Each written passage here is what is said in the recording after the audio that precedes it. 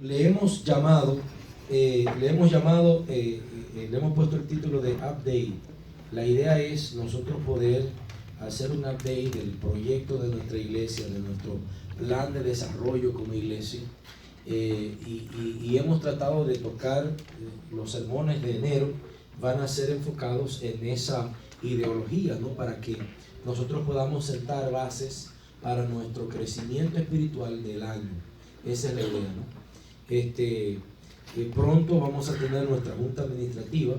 Hoy vamos a fechar con los ancianos cuándo va a ser eso, para seguir hablando también del proyecto de desarrollo de nuestra iglesia. Ustedes saben que la iglesia que nosotros estamos aspirando a comprar ya se vendió, así que eso nos coloca a nosotros en otra posición, no de detenernos, porque no podemos detenernos.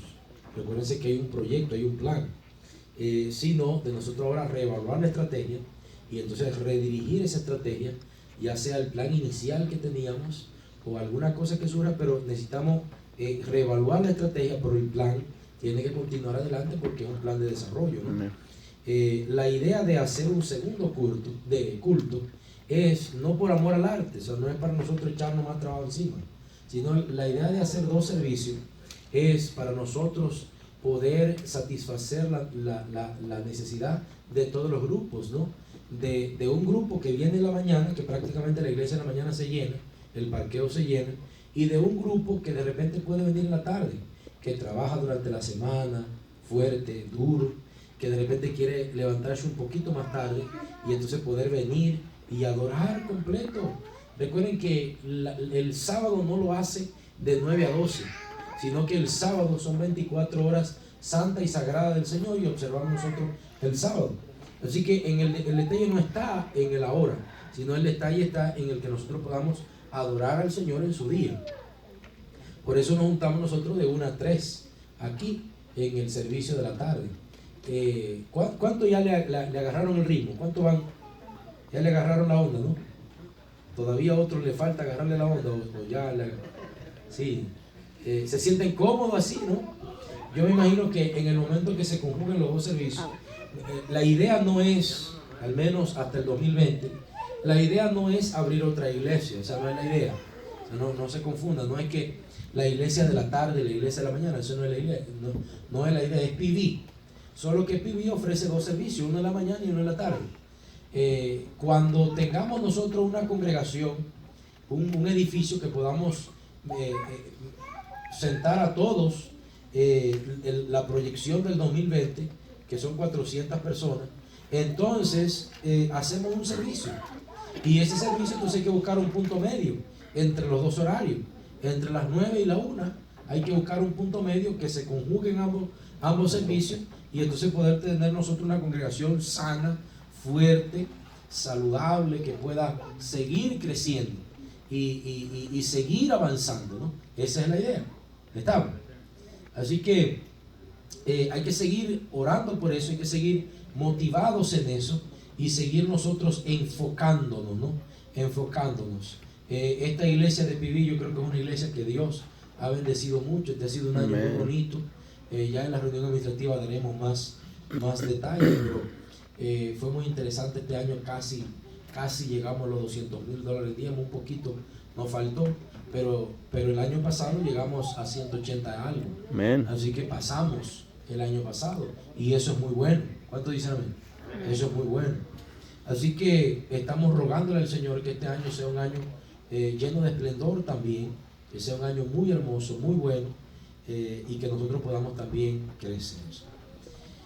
Dentro de la serie de sermones que vamos a estar estudiando en el mes de enero, quisiera comenzar estudiando con ustedes. Esta mañana estudié un poco, solo que como teníamos el servicio con los aventureros, no pude desarrollarlo realmente como tenía planeado todo el concepto que quería desarrollar allí, de acuerdo a como lo plantea Pablo en la carta a los Efesios. La carta a los Efesios, capítulo 2. Es interesante porque necesitamos nosotros enfocarnos. Yo quisiera que estos sermones, cada sermón, pero específicamente estos sermones del mes de enero, que lo estamos llamando update, usted pueda más o menos encajarse y usted pueda proyectarse cuál es el proyecto de desarrollo, cuál es el proceso de desarrollo que la iglesia de PV está realizando para que usted y yo podamos crecer en Cristo Jesús. Abra su Biblia conmigo, por favor, en Efesios capítulo número 2. Ábrala conmigo. Efesios capítulo número 2. El apóstol Pablo, que es el escritor de Efesios, escribe esta carta mientras está a lo mejor en la prisión en Roma. Ya él ha invertido bastante tiempo y ha ido varias veces a Éfeso. Él fue que fundó esa iglesia. Se cree que Éfeso era la iglesia más grande de la época, en donde estuvo Timoteo de pastor, en donde estuvo Juan de pastor, en donde varias personas estuvieron allí porque era una de las iglesias más influyentes de la época. Lo interesante de todo esto es que también muchos teólogos afirman que la carta a los Efesios era una carta que iba pasando de iglesia en iglesia, ¿no? Y que se leía en todas las iglesias porque el tema de la carta era acerca de la vida del cuerpo de Cristo, la vida de la iglesia, cómo un cristiano tiene que comportarse y cómo un cristiano tiene que ser. En ese contexto yo quiero que usted y yo miremos esa porción. Y vamos a estar mirando otras porciones el miércoles, vamos a mirar otra porción el sábado, vamos a mirar otra porción el otro sábado. O sea, este mes de enero, yo quiero que nosotros nos enfoquemos en lo que es ser un miembro de la iglesia. En qué significa yo ser un miembro de la iglesia de PV. ¿Qué es lo que Dios me está llamando a mí a hacer? Y cómo es que Dios quiere que yo crezca en mi fe. ¿Vamos bien hasta ahí? ¿Seguro? ¿O se están durmiendo? No puede ser, ¿verdad? Ustedes durmieron hasta un poquito más tarde, ¿no? Así que yo quiero que nos enfoquemos en eso. El apóstol Pablo viene y dice así: por tanto, verso 11, acordaos de que en otro tiempo vosotros los gentiles, en cuanto a la carne, era llamado incircunciso por la llamada circuncisión, hecha con mano en la carne. En aquel tiempo estabais sin Cristo, alejados de la ciudadanía de Israel, alejados del pacto de la promesa, sin esperanza y sin Dios en el mundo. Pero ahora, en Cristo Jesús, vosotros que en otro tiempo estabais lejos, habéis sido hechos cercanos por la sangre de Cristo. Primer concepto que emite Pablo en esos 3 versículos. Pablo está claro y le dice a ellos: mira, yo quiero que ustedes estén claros de esto. Antes de usted ser un miembro de la iglesia, antes de usted ser un miembro del cuerpo de Cristo, yo quiero que tú entiendas que tú estabas lejos. Él le llama apartados. De hecho, él dice, y usted fue acercado por la sangre de Cristo. Si usted fue acercado, quiere decir que estaba ¿cómo? Lejos. ¿Y qué significa yo estar lejos? Yo no estar conectado, yo no pertenecer, yo no formar parte, yo no estar comprometido, yo no jugar un papel preponderante en eso, yo no crecer en el conjunto de, o sea, yo no pertenecer a eso, yo no soy parte de eso. Entonces Pablo dice, ustedes estaban lejos, sin Cristo, sin esperanza, pero por medio de la sangre de Cristo, usted fue acercado. En nuestra paz, que ambos pueblos hizo uno. ¿De qué ambos pueblos se está hablando? Está hablando del concepto judío, que entendían que era lo único que podían ser salvos. Aún el judío cristiano entendía que para ser cristiano, para ser salvo, había que ser judío. Y entonces Pablo dice, lo único que unificó, lo único que creó un nuevo pueblo fue la sangre de Cristo Jesús. Por lo tanto, yo quiero que usted entienda que Él es nuestra paz. Antes nos tirábamos. ¿Se entiende esa idea, no? Antes nos llevábamos la contraria. Antes no nos caíamos bien. Antes cada quien alaba para su lado. Pero Cristo Jesús hizo la paz en nosotros. Y ahora somos uno. Somos un cuerpo. Un cuerpo que va más allá que la nacionalidad judía.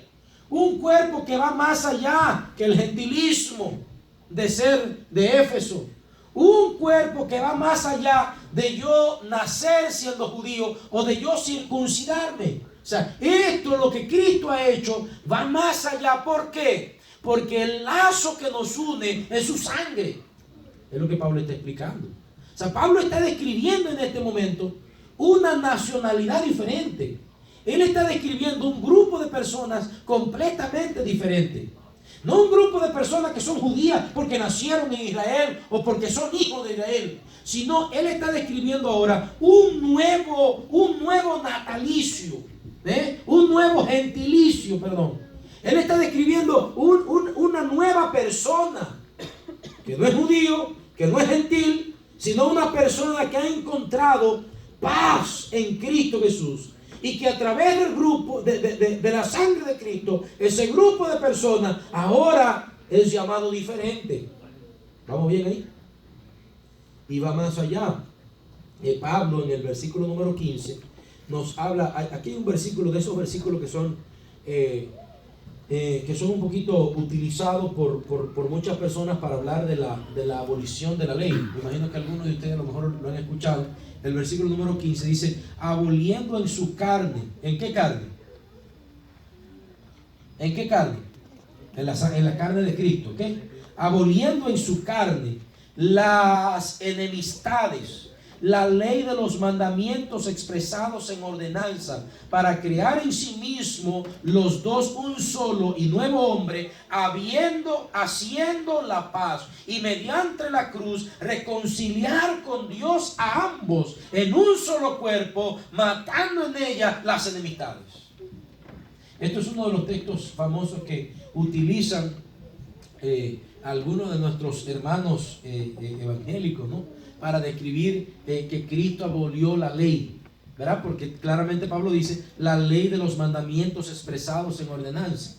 Lo interesante es que cuando usted estudia un poquito, ¿verdad? Usted ve que Pablo al principio está hablando de circuncisión, ¿te acuerdan? Después Pablo está hablando de que éramos dos grupos y que antes de conocer a Cristo cada grupo andaba por su lado, pero que ahora conocimos a Cristo y Cristo nos juntó.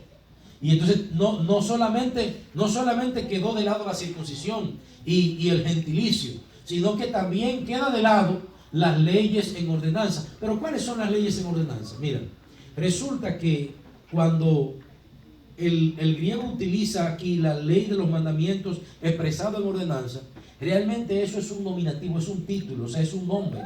No se está refiriendo a los 10 mandamientos, sino se está refiriendo al nombre que se le daba a una placa que había en el santuario.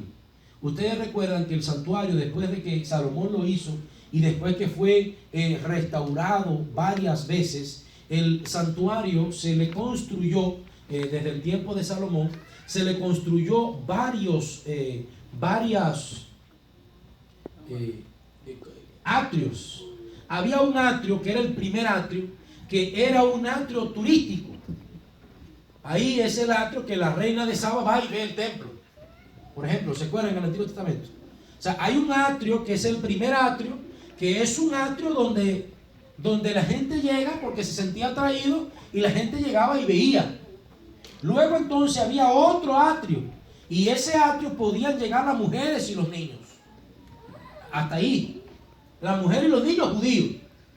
Pero había otro atrio que ya sí era, que ahí, otro atrio que podía llegar entonces los hombres. Pero había el otro que solamente podía llegar ¿quiénes? Los sacerdotes. Y luego entonces ya estaba la parte del santo y el santísimo. Entonces, pero todos esos atrios, cuando tú llegabas al borde de uno, había una tabla de mandamientos en ordenanza. O sea, esa tabla se llamaba así. Y resulta que eso simplemente decía que no podía pasar de ahí. Si usted era mujer, llegaba hasta ahí. Que si usted no era judío, llegaba hasta ahí. Esa era la famosa tabla en ordenanza. Pablo está diciendo, bueno, lo que antes nos dividía y que se entendía de que un judío era mayor que un gentil y que un hombre era mayor que una mujer, ya no está ahí, sino que la sangre de Cristo quitó eso, quebró eso, porque todos tenemos acceso al trono de Dios mediante la sangre de Cristo. La sangre de Cristo quita cualquier cosa que nos pueda dividir, es lo que Pablo está diciendo. O sea, la sangre de Cristo quita cualquier línea divisoria y hace uno esos dos gentilicios, o sea, el gentil y el judío. hoy día, si lo aplicáramos hoy día, nosotros principalmente aquí en Estados Unidos podemos vivir mucho eso, ¿no? Aquí en nuestra iglesia tenemos varias culturas, pero hay iglesias que tienen un montón de culturas. Yo tenía una iglesia que tenía más de 20 culturas, y cada quien quería ser como quería, y cada quien quería juntarse con los de él, ¿no? Aquí, aunque todos son una gran mayoría mexicanos y otros también centroamericanos, pero se puede dar en regiones, porque México es tan grande que cada estado es como si fuera un país. Y entonces de repente los que son de Sonora se juntan, y los que son del otro, ¿cómo se llama? Sinaloa. De Sinaloa, se juntan por allá. Los que son del otro, de Chihuahua, entonces nos juntamos acá. Los que somos del otro, y así sucesivamente. Pablo está diciendo que cuando la sangre de Cristo Jesús te alcanzó, cualquier gentilicio, cualquier ciudad de donde tú naciste, queda atrás, porque la sangre de Cristo es mayor que eso. Lo que Pablo está diciendo, hermano, que la sangre de Cristo es mayor que tu patriotismo. ¿Cómo te cayó eso? No, es interesante esto. O sea, Pablo, eso es lo que le está diciendo. O sea, antes tú defendías, no, que yo soy judío y que no sé qué. Eso lo que Pablo te está diciendo aquí es: eso solo se vale en el mundial. Solo se vale en el mundial. Pero en la fe, yo quiero que tú entiendas que en la fe, la sangre de Cristo está por encima que la playera verde. Amén. La sangre de Cristo está por encima que tu nacionalidad. Amén. O sea, lo que Pablo está diciendo es: ser cristiano es mayor que ser dominicano. Amén. Ser cristiano es mayor que ser mexicano, que ser hondureño, guatemalteco. O sea, la sangre de Cristo está por encima que cualquier nacionalidad. Y lo que te hace la sangre de Cristo está por encima de cualquier cosa que tú entiendes que eres. ¿Vamos bien hasta ahí? ¿Seguro que sí? Ya sí le dio sueño, ¿verdad? No, está bien. Pero yo necesito que usted caiga conmigo donde Pablo quiere llevarnos acá. Hasta ahí vamos bien, ¿sí o no? Hasta ahí vamos bien. Ok, pastor, ya te aguanté esa. Está bien que la sangre de Cristo, me tocaste los mexicanos, pero vamos a ver. Vamos a ver si seguimos. Vamos a ver cómo seguimos. Bueno, mira cómo sigue el texto. Mira cómo sigue el texto del versículo 19. Por eso, ya no sois extranjeros ni forasteros. Mira. Sino conciudadanos de los santos y miembros de la familia de Dios. Mira qué cosa.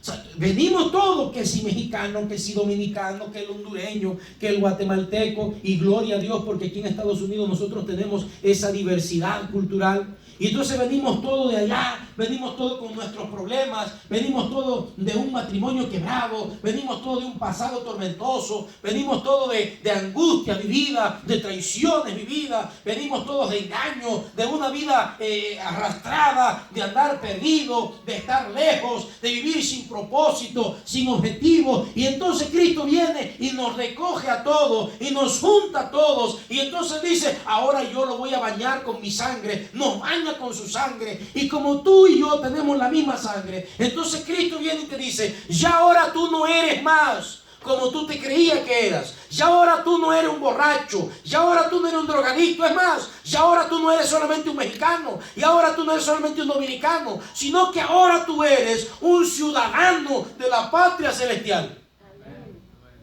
Y no solamente eso, sino que ahora yo te doy una familia.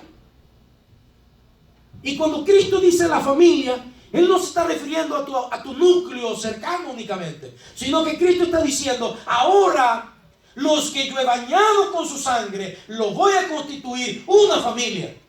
Lo que quiere decir es que la iglesia de PV No importa de qué estado tú vengas, no importa de qué nacionalidad tú seas, no importa de qué pasado tú traigas, sin importar de dónde tú vienes. Si tú eres un miembro de la iglesia de Piví, tú eres un miembro de la familia que Cristo ha diseñado para ti. Oiga, el plan de Dios no es que tú aceptes a Cristo y te quedes en tu casa. El plan de Dios no es que tú aceptes a Cristo y te desconectes. No, porque la Biblia dice que Cristo te trae de allá, te juntó, nos unió. Y tú y yo somos familia por Cristo Jesús. Pero ¿por qué Dios entiende que hay que darnos una familia? ¿Por qué Él quiere unirnos como familia? Mira el verso 20. Edificados sobre la fuente de los apóstoles y profetas, siendo la piedra angular Jesucristo. En él todo el edificio, bien coordinado, va creciendo para ser un templo santo en el Señor, a quien vosotros también sois juntamente edificados para morada de Dios en el Espíritu. O sea, Dios nos junta como una familia porque Dios quiere edificarnos. Oye, hermano, Dios no quiere edificarte en tu casa solo por allá. Él no quiere edificarte allá en el rancho solo, en el trabajo solo. No, que yo soy cristiano y que yo no tengo que... ¿Para quién tú quieres iglesia? No, que esa gente no me caen bien. No, que yo no me siento bien en ese lugar. No, que mira, ahora están cantando esos cantos. No, porque mira, y que si el pastor no me gustó. No, que fulanito no me miró bien. Y que ahora no me saludó. Y que no me cae bien en ese lugar. Es más, yo puedo ser cristiano de mi casa. Yo voy a escuchar mejores sermones en 3ABN y en ¿cómo se llama el otro? En Hope Channel. O sea, yo me voy a crecer ahí.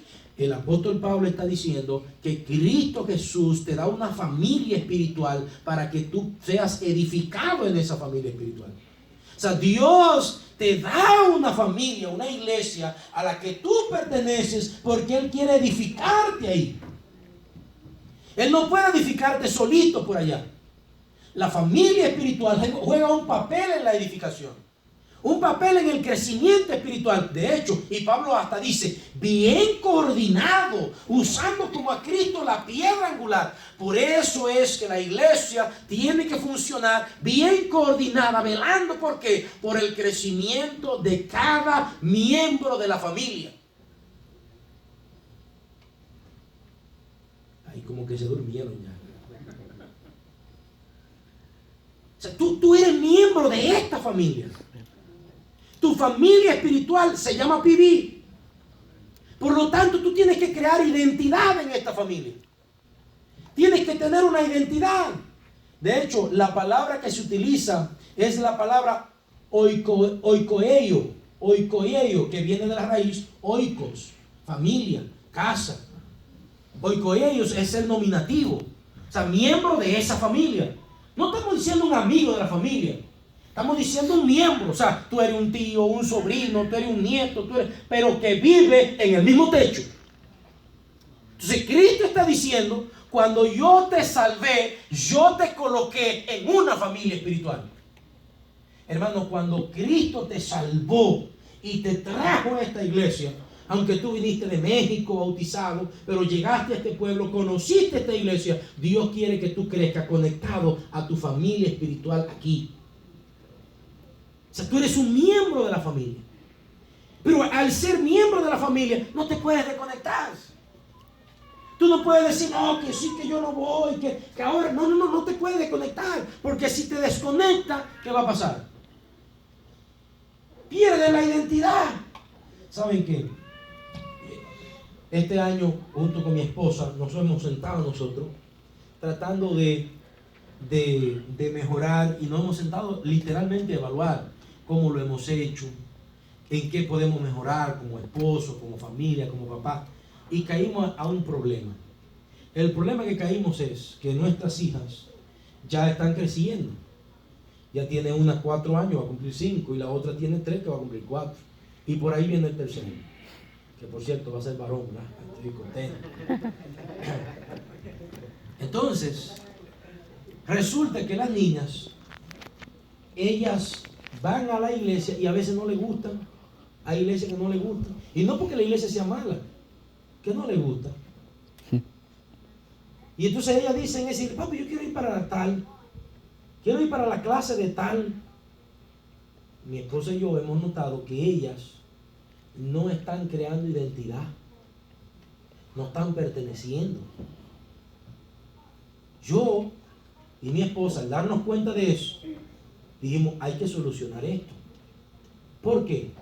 Porque cuando esa niña esté más grande, yo no le puedo pedir a ellas,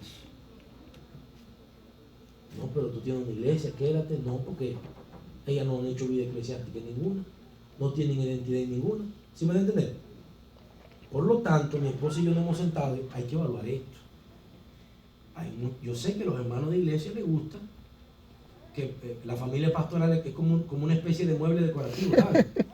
Sí, que no, y ahí está toda la familia pastoral en ese asiento y la gente siente contento, miran para el lado y tú estás ahí, a ellos les gusta, ahí está la familia pastoral contenta. Pero ante la salvación de la familia yo no puedo ser mueble decorativo. Amén. Así que hemos decidido nosotros que hay que escoger un lugar donde las niñas tengan sentido de pertenencia, donde mi esposa rinda cuenta como un miembro de iglesia, donde a ella le pregunten, ¿usted estudió su lección? Y ella pueda decir sí o no, rinda cuenta, para que pueda crecer espiritualmente. Donde las niñas puedan decir, este es mi club, yo pertenezco a esta iglesia, este es mi maestro, esta es mi clase, esa es mi iglesia. Sentido de pertenencia. Porque Dios ha creado la familia espiritual para que tú y yo podamos crecer en la edificación de nuestra vida en Cristo Jesús. Por lo tanto, yo quiero que tú comprendas esto y que en este año 2018 tú entiendas la seriedad de pertenecer.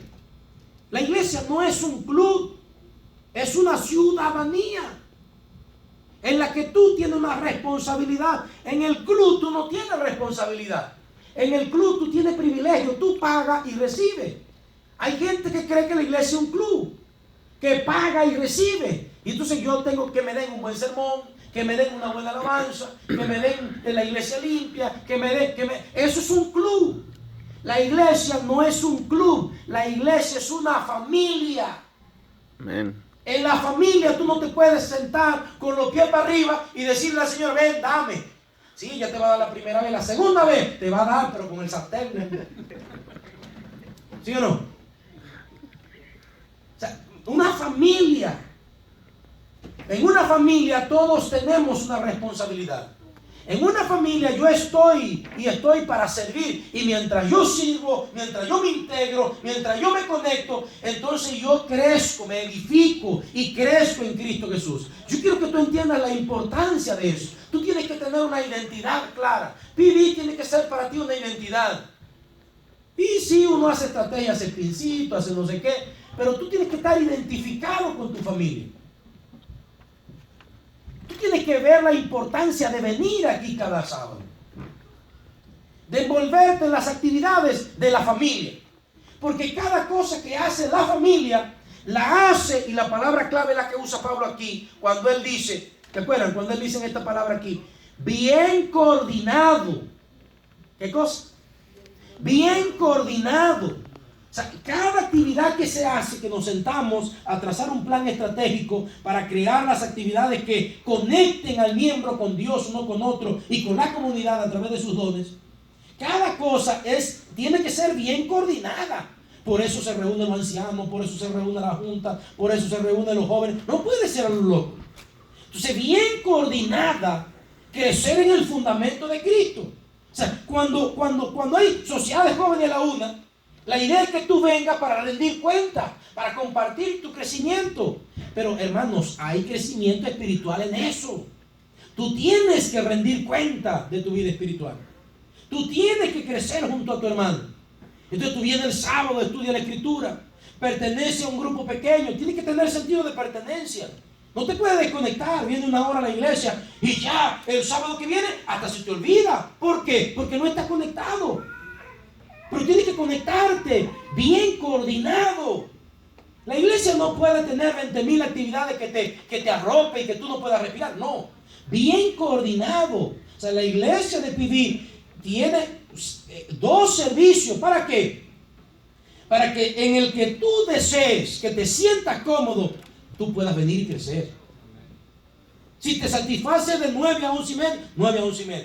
Si te gusta de 1 a 3, 1 a 3. Pero que tú te crezcas.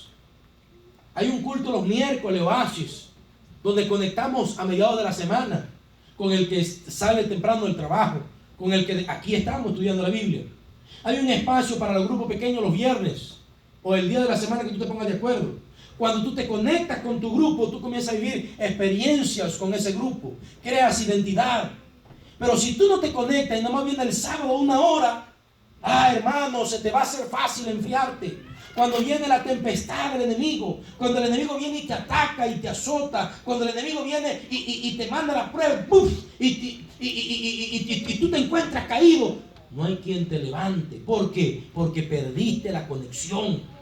Pero cuando tú estés envuelto en el cuerpo de Cristo, cuando tú eres un miembro del cuerpo de Cristo, cuando tú eres un miembro de la familia de Cristo, y tú estás envuelto, y aquí yo estoy, y yo tengo hijos en edad de aventurero, ahí están mis hijos, están conectados, envueltos, sentido de pertenencia, ahí estoy con ellos. Pero pastor, que el uniforme es caro. Bueno, yo no sé, vendamos pasteles, tamales, algunas cosas, pero hay que conectarse.